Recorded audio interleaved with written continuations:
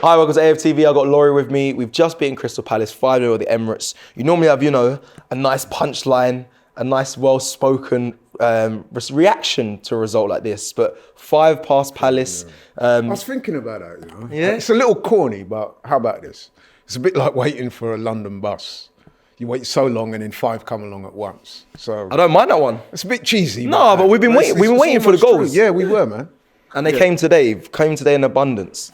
No, listen, man. My thoughts on today is that I said during the watch, or just before the watch along, I said, for me, the break came at the perfect time for Arsenal because let's face it, things have not been going our way. 1 win in 7, good breakaway, nice food at Salt Bays. They come back today, man, and they looked on it from the start. So they look rejuvenated, which I'm pleased about. Gabriel, I thought was outstanding, got that first goal, led from the front. I thought he was really, really good today. My man of the match without any shadow of a doubt. And that's even with some guys played really well. So shout out to Gabriel for that. But I've got to say as well, that Palace, man, you guys have got problems. You do this a lot. You said about Luton, listen, man, and well, not just Luton, but also some Champions League, teams that you said, they've been when we demolished them, you said, they've been. But am I wrong? We're Palace poor. I mean, look at the fans today. Look how frustrated and angry they looked at that performance. And I have every right because I thought Palace were poor, bro. They were. I mean, as much as I love what Arsenal did, 5-0 did not flatter us. Palace are in doo-doo, yeah? They are doo-doo. So, but anyway, enough said about them. But listen, I'm pleased for the guys, pleased for the manager. I had said a couple of weeks ago that I thought we were in a state of crisis. We're still not totally out of the woods yet because, like I said, it's only Palace. Do you still stick with that, though, from even back then? Because if you think about it now, do you feel like you overreacted at that time? Because I think in the heat of the moment... I didn't. And the reaction... You thought I overreacted. No, I thought you might have. Because at the time, the emotions were raw. Give me the mic. When I said the word crisis, some people laughed at me and said, what you going...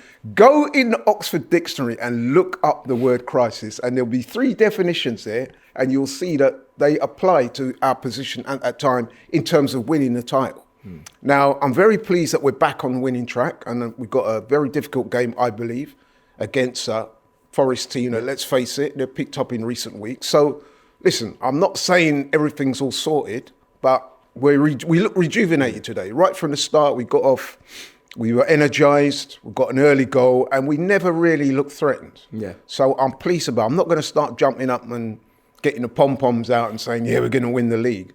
But today was important because we needed a win. I was saying to the guys, yourself included, that for me, it wasn't all about the performance today. I mean, if you get a win and you get the performance, then fine. But this was more than a win today, though, right? Yeah, exactly. But what I'm saying, we just needed a win today. That was the bare minimum. Right. We did that, and we did that with style in the end.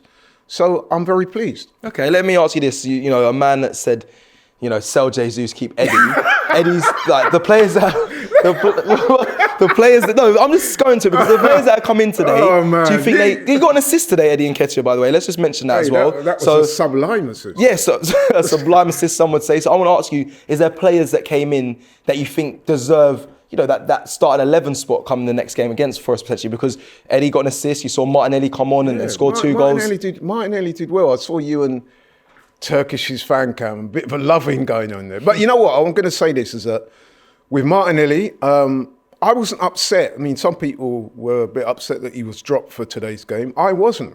We know the quality of Martinelli, but let's be honest, he'd been on a poor run of form. Okay. And this goes back to what I was saying about rejuvenating the team. That break did him well. The fact that he was left out today means that when he comes on, he's got a point to prove, and he did so. So fair play to him. But I don't think it was wrong to leave him out.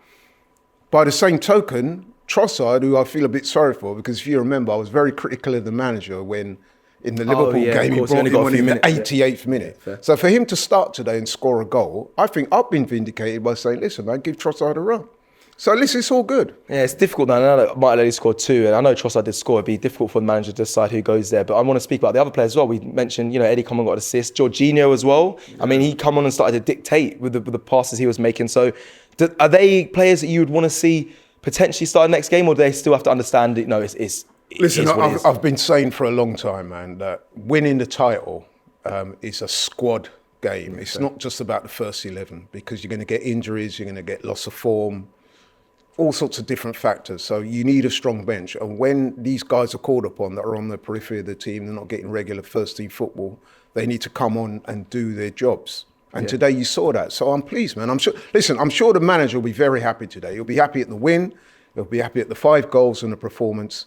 And he'll be happy that the guys who come on. I mean, look at Smith Rowe today. He come on and he did well. So pretty much everyone played well today. So I'm sure the manager's pleased. I'm sure the fans are pleased. Yeah, I think everyone has a right. Warm them up on a very cold day. Yeah, I think everyone should, feel good with what they've seen today from Arsenal Football Club. To finish, favourite out of the 5? You know what? I'm going to go for the first goal, man. Oh, the heck. Yeah, Gabriel, I thought he was man of the match today. And to see that, for number one, I'm going to say, and this is something that we've all been critical of, is that the deliveries from set pieces in recent matches anyway have not been up to par. So to see that, I think it was Declan Rice, wasn't it? Declan Rice, yeah. That corner was perfect. The way Gabriel attacked that, you know what I mean? He wanted that, man, and it showed. A great start, and we built from there. So for me, although there were some very good goals, I know you guys were waxing lyrical about Martin, and fair enough, the 2 goals there. Gabriel is a good shout. Gabriel getting that first goal was very important, because let's face it, you can't win a game without that first goal. So I'm giving it to Gabriel. And it's nice to see a player wanting to attack a ball and the hunger to score. We've missed that today, getting 5. It's a good result for Arsenal.